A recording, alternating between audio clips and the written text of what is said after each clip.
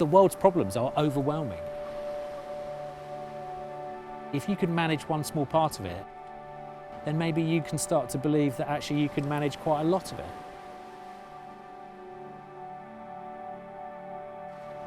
The 2 Minute Beach Clean was a project that came about just because I was walking on a beach in Devon and I was wading through plastic bottles, and I was so furious, and as someone who loved the beach, I couldn't believe that it was being so trashed. In 2013 we had a really bad storm here in North Cornwall. It was called Hercules. The rubbish that was left after it was just horrendous. I was walking on Crooklets Beach and just sort of picked up a bag of rubbish and just thought, well, I'd pick up this one and then I'll go back and get another one. And this idea started forming in my mind that we need to use a bit of human nature, and we can use the internet, social media to try and encourage people to come down and help.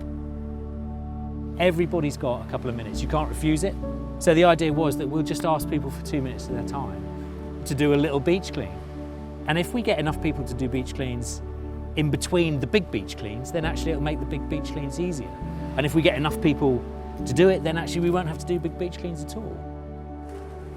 The beach clean stations on the beaches where you've got litter pickers and bags, they can borrow a bag and off you go. And we trialled it on the beach here in Bude. 6 years later, we've got nearly 900 of them around the UK. And in that first year of that beach clean station being on Crooklets Beach, there was a 61% drop in the amount of litter that was being picked up by the beach cleans.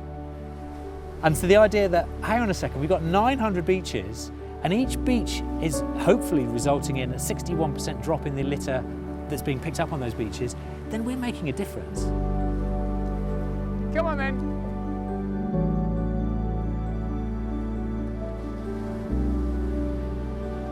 Right then, Simon, so welcome to the beach in Bude. Thank you. We're going to go and see a place that the locals call Crap Cove, which is a gathering spot for plastics and ocean-borne debris. Thought you might find it quite interesting. So I imagine you've seen some grubby beaches in your time. I've seen a fair bit of grubby planet, yes. Well, yeah, exactly. This place generally is pretty clean, but for some reason all the swell and all the plastic sort of seems to end up here from all around, which is easy if you want to clean it, but quite heartbreaking when you go up there and you think, oh, I can only manage a certain amount. Right, well, I haven't seen a lot of that in this country.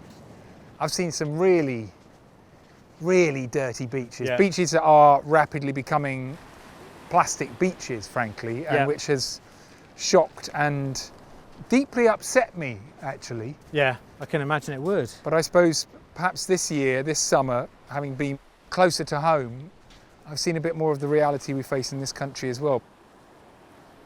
Can we talk about how things have changed? In the first 10 years of the 21st century, we created more plastic than in the entirety of the 20th century. And our creation and use and disposal of plastic is increasing still exponentially year after year, and more of it is going into the sea. Are you seeing that on beaches here and when you're surfing? I mean, in terms of what we're picking up, we're seeing smaller stuff, lots and lots of smaller stuff. So the stuff that's historically been on the beaches is breaking down into smaller bits. The beach cleaners are picking up this stuff because it's big. Yeah. But actually, when you start to dig in the pebbles here, that's where probably the bulk of it is. My job and responsibility, very lucky me, has been travelling around this planet and trying to make a little bit of sense while I'm on my journeys of what on earth is going on out there. And I have found myself on, well, any number of beaches, but in particular I would think of a beach in Hawaii, which are islands in the middle of nowhere, of course, in the Pacific, and we went to this remote beach on this remote island that was, to my absolute horror, rapidly becoming a plastic beach.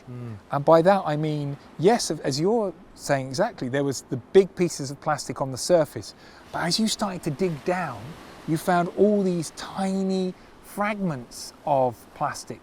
And that was when the hairs started going up on the back of my neck, and I feel a bit of a lump in my throat as I think of it now, because it was such an emotional awakening as I kind of realised what we are doing as a species to our planet.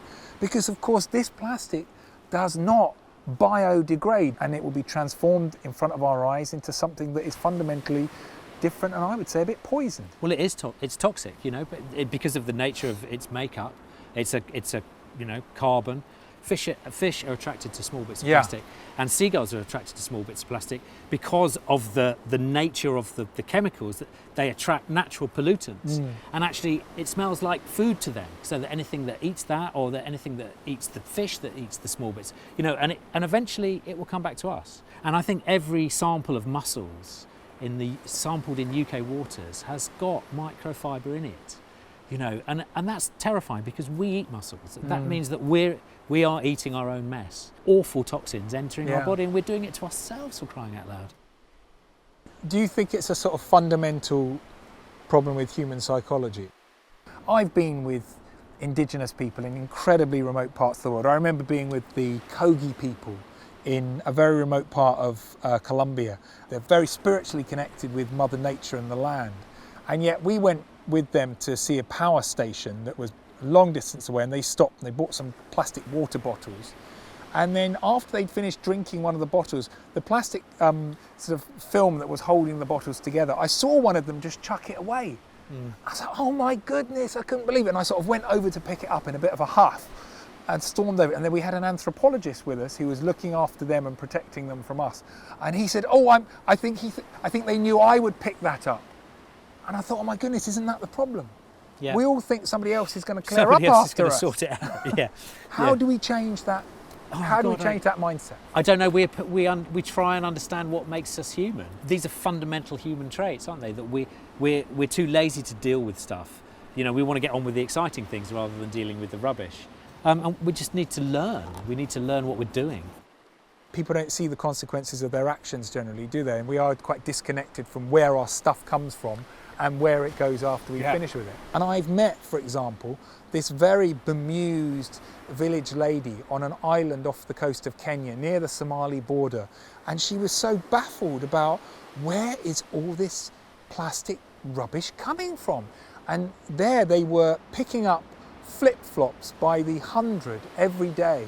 And she said to me, we don't understand. They started turning up a few years ago, and now more and more of them come. Where are they coming from? She was in a very disconnected part of the planet. They didn't have the internet there. They weren't able to read The Guardian online. But she was experiencing the consequences of our throwaway, disposable society.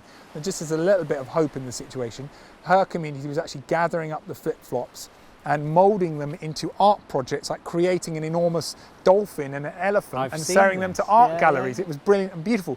But that was just one place where they were doing it. There were 1,000 beaches further down the coast where the rubbish was just rolling in.